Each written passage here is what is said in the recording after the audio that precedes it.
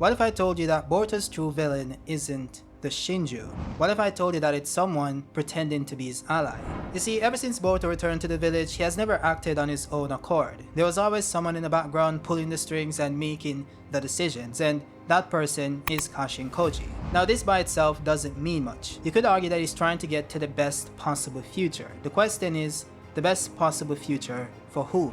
You see, ever since chapter 13 of Boruto 2 Vortex, I found it hard to trust Kashin Koji. This stems from the fact that when Boruto said that he can never agree to the option of killing Kawaki, Koji didn't seem to agree, just based off his facial expression. In fact, after Boruto goes on to say that his goal is to get his family back together, the manga made it a point to highlight Koji's reaction, not just once, but twice. This isn't the reaction of someone who is in agreement with what was just said. In fact, it seems like the opposite. This leads me to believe that Koji saw the possible future in which Kawaki fights Boruto atop the Akage monument, and he's trying his best to ensure that this future happens. For this to make sense, you first need to understand Koji's ability to see the future, called prescience. Now, the name prescience itself is by definition the fact of knowing something in advance, thus having foreknowledge. This simply means that Koji is able to see all possible timelines that can materialize from the actions taken in present time. This is shown in chapter 13 when Koji confirms that he is in fact affected by Ada's omnipotence, which means that inside his head, Boruto is Ishiki's vessel, the one that fled Kara. He then went on to clarify that even though his memories have been altered, he's also aware of the fact that Boruto is indeed the son of the Hokage. That's because he knew about this possible future long before it even happened. You see, Koji later reveals in this chapter that along with Ada and Damon, each member of Kara were modified with the cells of Shibai Otsutsuki. And while Ada, Damon, and Code received Shinjutsu abilities in the form of Reflection, Omnipotence, and the Space-Time Claw Marks, Boro, Koji, and Delta weren't so lucky. This changed when Koji was on his deathbed, overwhelmed by Shiki's extraordinary power.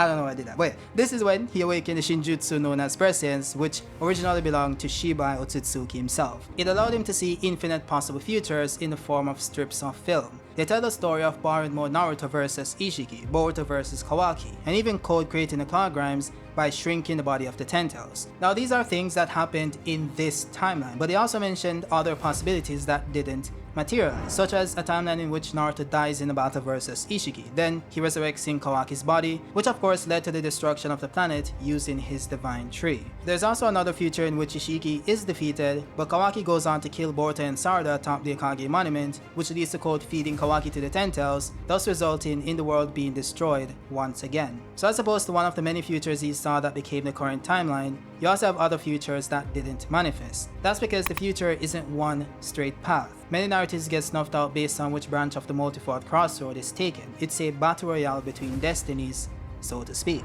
That is why, when Koji mentions that a version of Boruto will be killed by Jura, he further went on to clarify that it's not an absolute thing, but many futures show it happening. Obviously, this must not come to pass. We can't let the worst case become reality.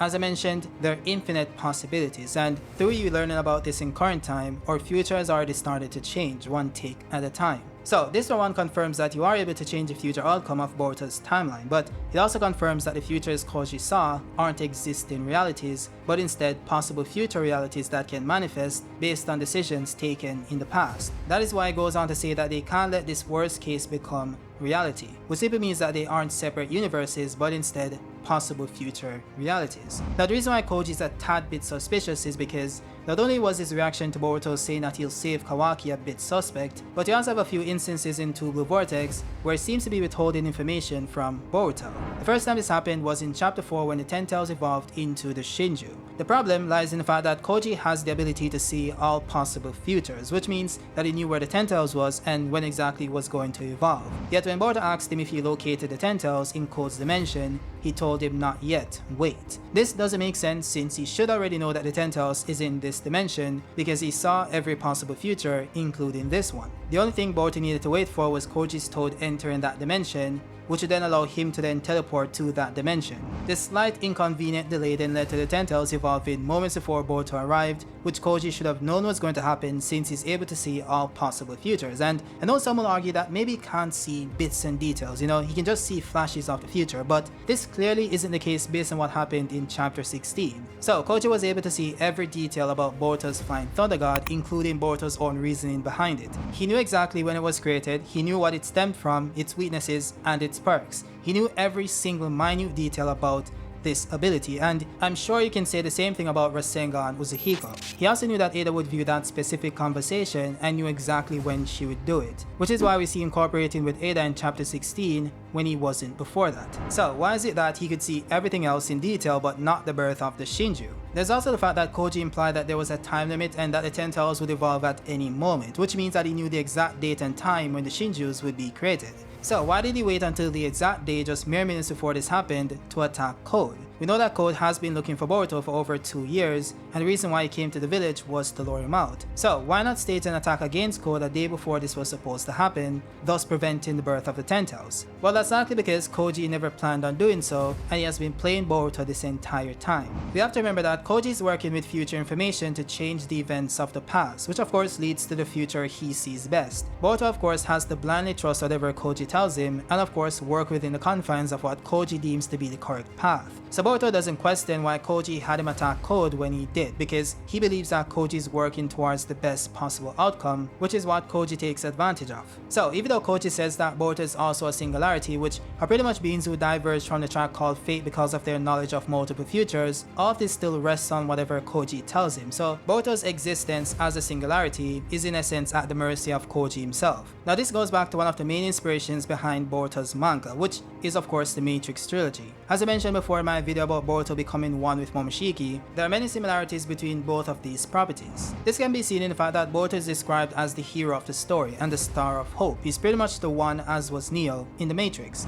This is of course also shown in the character poses such as Sumire imitating Persephone, Amado being architect, Stardust hairstyle matching Trinity's while clearly being Boruto's love interest. You also have Boruto himself imitating the scene where Neo flies at top speed to save Trinity when he saves Sarada and Himawari. So you also have other similarities as well, such as Kashin Koji having the oracle's power to see the future, and even omnipotence being the programming language that created the world, similar to the Matrix. And as I explained in that video, how Boruto resolves the issues with Momoshiki is based on how Neo defeated Agent Smith. Now what I want to focus on in this one is how that ties into Kashin Koji's manipulation of the future. See, as I mentioned before, Koji has the oracle's power to see the future, which is one of the most powerful weapons within the Matrix itself. Using this ability, the oracle was able to steer Neo in the direction that she wanted him to go, and he had full faith that she was leading him down a path of success. This somewhat changed when he realized that she was keeping key details away from him, which led to a confrontation.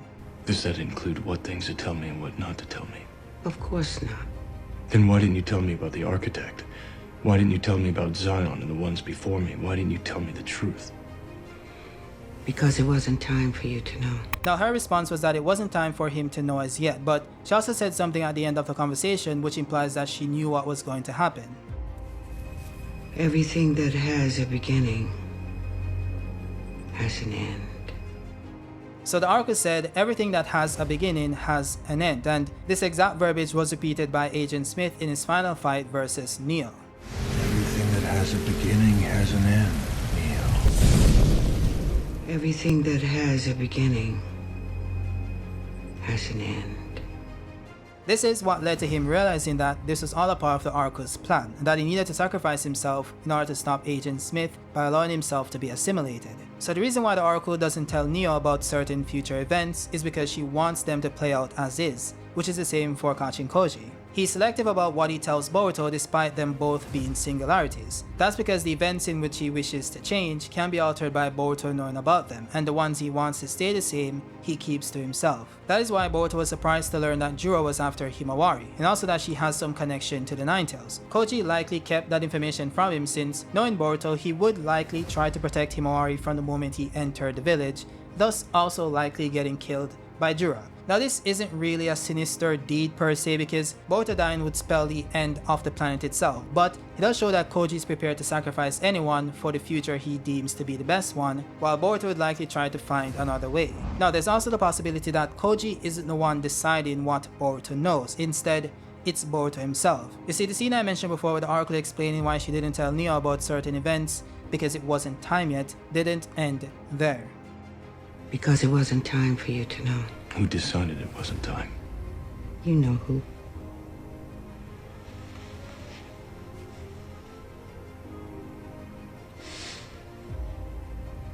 I did. So Neo goes on to question her about who decided that it wasn't time for him to know. And she then goes on to say, "You know who," then gestures to the item on the wall behind him. Neo then realizes what this means and says, "I did." Now the reason why he says this is because the wording on the item says temet nosce, which is a Latin phrase that means to know thyself. So he's the one who determined when it was okay for this version of himself to know the things that version of himself did. So it could also be the case that a future version of Boruto is dictating the events of the past. He knew that Koji would gain the ability to use prescience, thus having knowledge of all possible futures. So similar to how Koji knew that Ada would view his and Boruto's conversation at that specific moment in time, future Boruto also knew that Koji would end up viewing his timeline from the past. So he gave him instructions on how to adjust the timeline towards a better future, and part of that was keeping certain information from a younger and more naive version of himself. One that would try to prevent a future in which fighting Kawaki was the only possible outcome, as stated in chapter 1. Now I know this sounds crazy, but time travel is crazy, okay? And you have a lot of similarities between Boruto and the Matrix, and I did say I was going to do a video on that, but I didn't get to it, and I might do it next week, but we'll see. But yeah, you can see where the similarities between the Oracle and Kashin Koji's ability, and then Boruto and Neo being very similar. And also have, the other characters and so on and so forth. So I really do think this makes sense, and this might be the legit ending of Boruto. I have no idea what I'm going to title this video, but I'm going to say ending of Boruto because I might put ending revealed in the title, and I know some people are going to complain, wait, you had ending revealed in the title or in the thumbnail and this video isn't about ending. So here it is guys, ending revealed. So you can't say that I did mention that in the video, okay? But that's it guys. If you guys enjoyed the video, let me know your thoughts down below, drop a like if you liked it, and subscribe if you're new. And also, join the Discord, the link will be pinned in the comments. And if you guys want to support me on Patreon, I would really appreciate it. The link will be in the description. But that's it again. I'll see you guys next time. Peace.